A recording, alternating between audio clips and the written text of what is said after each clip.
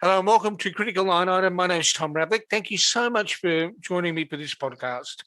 One of the biggest topics online at the moment in terms of Facebook, Twitter, Instagram, and whatever the platform is how people behave towards each other.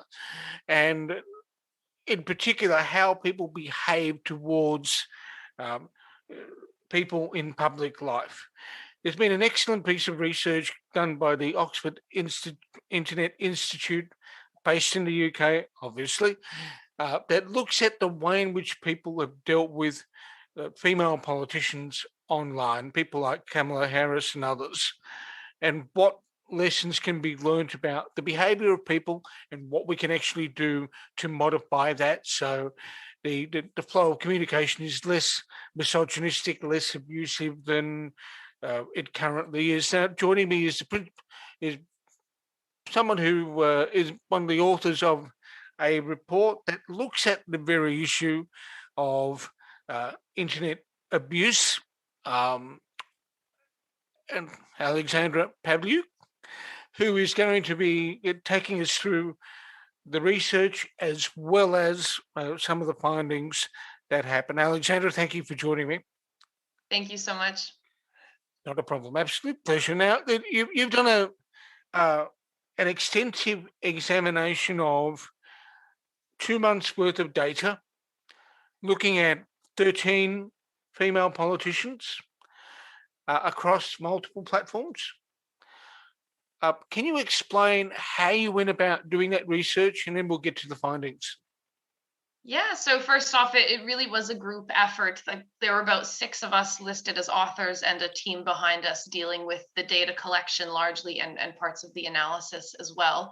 So we were teamed up with the Wilson Center, a think tank in Washington, D.C., led by Nina Jankovic, as well as Moonshot CVE, a company for countering violent extremism that's based in London and has offices around the world, and myself, of course, as well. And the big thing we wanted to push forward with this particular piece of research was looking at multiple social media platforms. So we didn't just look at Twitter, we looked at 6 platforms in total to see the kinds of abuse and the kinds of disinformation that's spread across them about American politicians, as well as a Canadian, a Brit, and a New Zealand woman politician. Okay. The online environment is fascinating, and when you're looking at these things, how did you carve up the data across those platforms, and what methods did you use to weed out the terminology? Because there's a lot of material online, isn't there? And you got to find a way of making the machines find what you're after.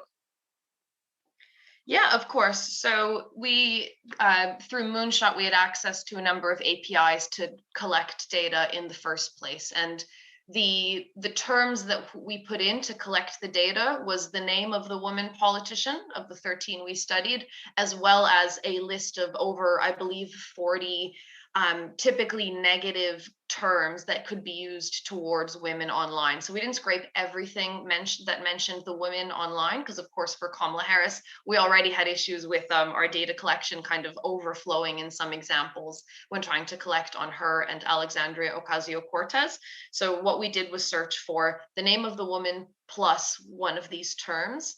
But the thing is, these abusive narratives and these false disinformation narratives we picked up on, they evolved throughout the collection period. It doesn't just stay the same. It's not the same 3 swear words you can probably think of in your head that are mentioned to do with these women, and that's the abuse online. There's much more to it. There's a lot of terms that are kind of coded in a way and creative. So hashtags that maybe don't have a swear word in them, but imply some kind of sexual connotations about the woman. Okay. So during Yeah. the collection, apologies.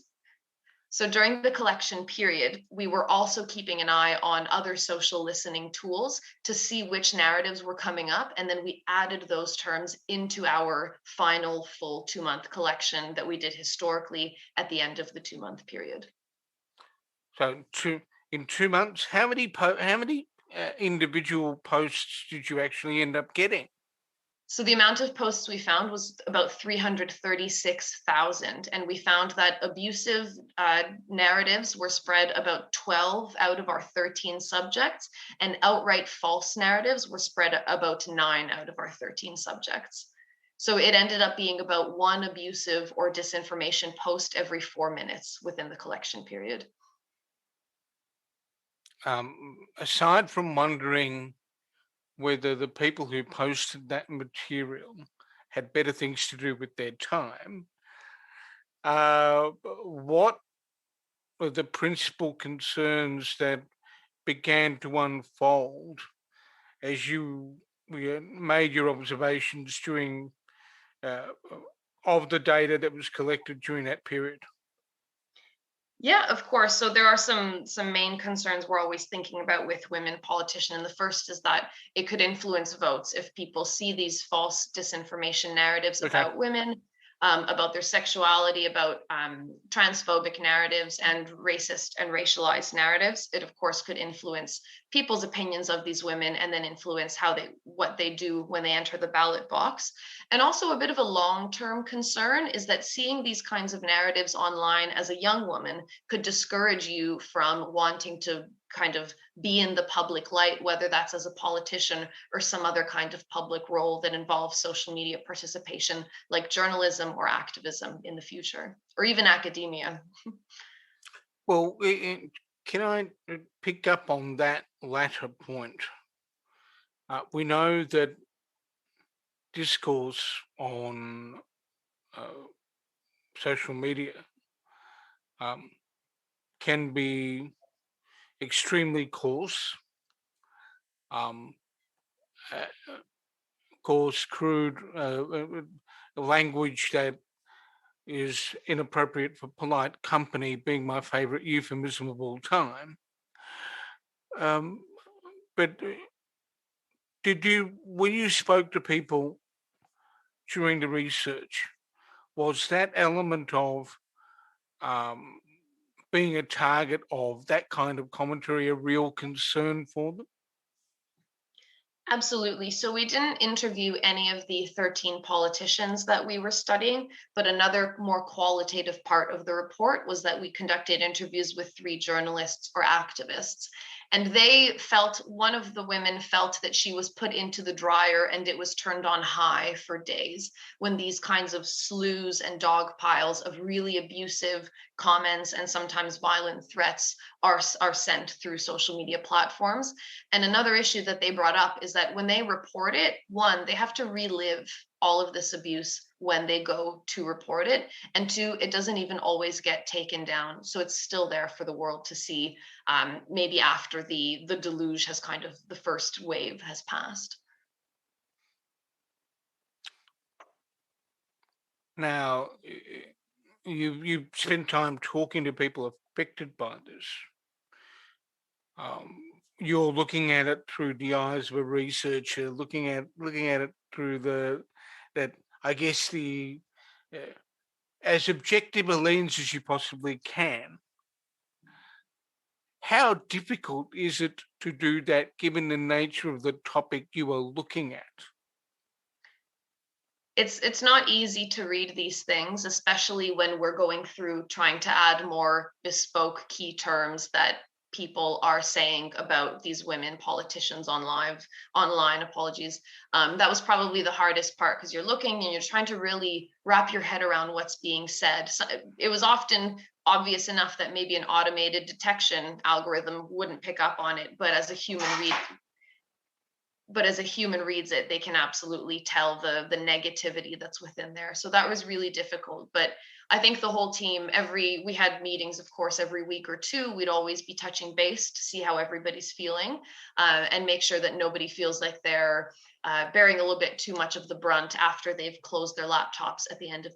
So we did really stay as a close, tight-knit team the entire time and discuss these things openly. But the issue with looking at this kind of material, I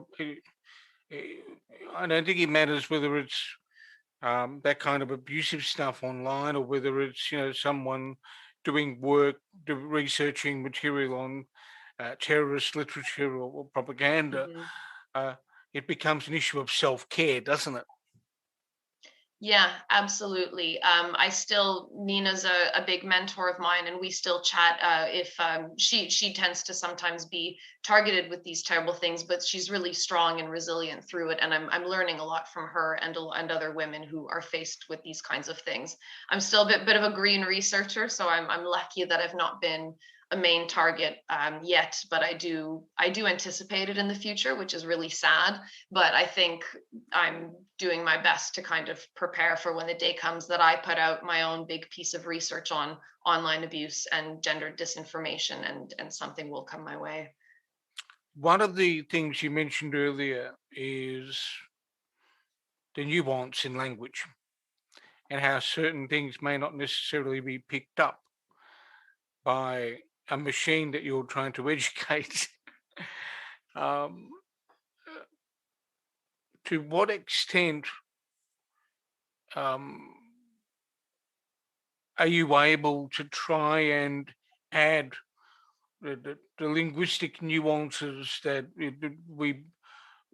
I guess the nuances that end up being euphemisms for um, whether it be sexual abuse, whether it be misogyny, whether it be um, put downs for people with race, or race or religion, whatever it happens to be. Where, at what point do you start adding things to try and be more precise, or is that difficult? Yeah, so a main theme we picked up on, which ended up being the title of the report, is this idea of malign creativity. So that's where a social media user does use coded language, kind of evolves what they're saying if things start getting taken down, to get their message across, their abusive message across, without using again a swear word. A few swear words you could think of in your head right now. We were lucky in that the way we had access to data for our data collection was that at the end of the 2 months, we've added more and more coded language to our list of terms to search for, and we had historical data access. So we actually did our very final 2 month data collection at the end of the collection period. Not to get too technical, but typically you have to stream the data. So you have to know all of the terms you want to search for ahead of time. But that doesn't really work here, because if the language is evolving, you need historical data access. Yeah.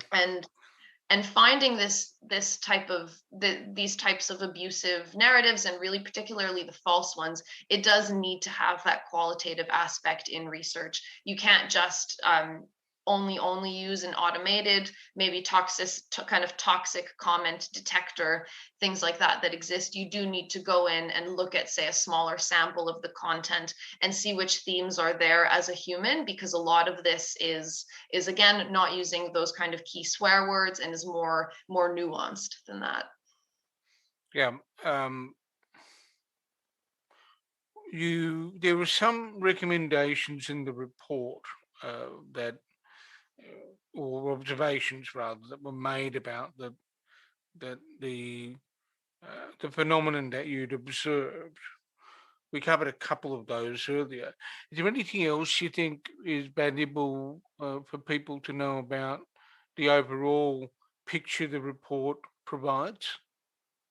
Yeah, of course. So there were a number of recommendations. I will not, of course, go through all of them. They're in the report, but they were towards social media platforms, toward lawmakers, and toward employers. So if anyone's interested in any of those three, I suggest scrolling to the bottom of the report, or reading the whole thing, of course. But on the platform side, one that would help women who do get this, it doesn't stop the problem, but it does help them, is introducing incident reports for these kinds of things. So instead of having to report every single reply to your tweet and having to reread the terrible things people are saying and report it, we recommended that there's an incident report where you just report the kind of instigating tweet, or kind of higher level. So it's a whole, there's context around the individual tweets that are in response there. Okay. And with lawmakers, one of our recommendations was also to have clearer standards on what kind of gendered and sexualized insults and disinformation are prohibited on social media.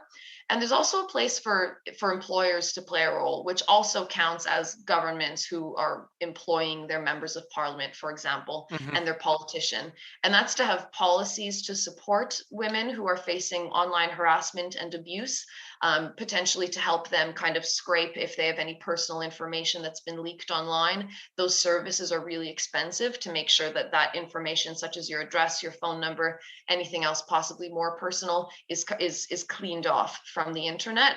So there is opportunities for monetary support of women in that kind of service, for example, and also support and giving them the space to deal with these issues. The report deals with data you accumulated over 2 months. That gives you some insight. You're a doctoral candidate. Where does this report sit within the broader body of work you're looking at? Of course. So there were two kind of ways that we pushed forward the research here that I'm going to continue pushing forward in my doctoral research. One is that even though we did focus on the states and our data collection was during the US election, which was really valuable to wrap our heads around, we did also try to look at other women politicians in other countries. And for my research, I'm going to be pushing that forward and studying Canada, France, and Ukraine. So these are three countries that are all democracies at different stages, and also have different amounts of women in parliament, and women are treated quite differently in some of these countries compared to others. So that's one piece that I believe needs to move forward, is having more internationalized understandings of these phenomena, because the themes we picked up on of gender disinformation narratives that were sexualized, transphobic, and racist and racialized, there will be other themes that come up in different countries. So those are the kinds of things that I'm trying to explore. And the second piece that I was really proud to be working on with this was, again, the fact we were looking at multiple social media platforms. So here we had 6 that we were looking at. I'm hoping to push that forward more to the platforms that are popular in those 3 countries to understand the differences there, because these are understudied platforms where maybe there's fewer users, but research has shown that information does travel between these platforms. And if you think about it as a kind of a natural environment, pollution, the abuse that is pollution, will spread throughout the environment. So keeping an eye on these really these smaller, more niche platforms where this type of conversation has been found to occur, abusive conversation, is another really, really important piece moving forward, and not just looking at Twitter. There's and you look more at the public, I guess, the public space in social Mhm. media. Um, is it your intention to go and have a bit of a look at the Wild West, like Telegram or other platforms that are, shall we say, less well moderated? Yeah, absolutely. That's one of the ones that I want to look at, because it's quite popular in Ukraine. So that's the reason that I'm pulling it into there. The trouble with it and the platforms that I choose to study, I have to already have an understanding of how I'm going to actually access the data from them. So that is a barrier that researchers face, is that it's difficult to get the data from these platforms. So finding methods that others have developed through something called an API, or a data access point, um, is really, really important for this kind of academic research to take place. So there are some methods for data access that I'm using. There are fallbacks to them. So for example, I can't search all of Reddit. I have to choose a subreddit, or first a smaller community, and then search for mentions of those women politicians within that community. So those are the kinds of things that I'm working on, seeing if I can find a way to overcome them, so I can understand the entire ecosystem of Reddit and a number of other platforms. Things like Telegram might have public channels that are active for a while. If the Yeah. public channel disappears, but you haven't got an archive on it of it, there's no hard evidence of that abuse or the misogyny or whatever else that you need to have as the actual sample for the research and a deep dive you're wanting to do. Uh, I'm mindful of the time, Alexandra, and you've been really generous having a chat about the research, which is significant. When people hear this, where do they go and look for the research online? Where do they find your good work? Of course. So this research was published by the Wilson Center in partnership with myself at the Oxford Internet Institute and Moonshot CVE. So this research lives on the Wilson Center's website. And I also wrote a piece on the Conversation UK, which is a news outlet for academics to essentially write news articles, where I spoke more about the difficulty of automated detection. So I can send those both to you, Tom, and you can maybe add them in the information below the podcast. Absolutely, I'll enjoy doing that, and also hopefully we can stay in touch as you progress through the doctoral research, and keep an eye on what you're picking up about the nasties online and how they're misbehaving. Of course, hopefully we can make it a little bit better too in the next few years.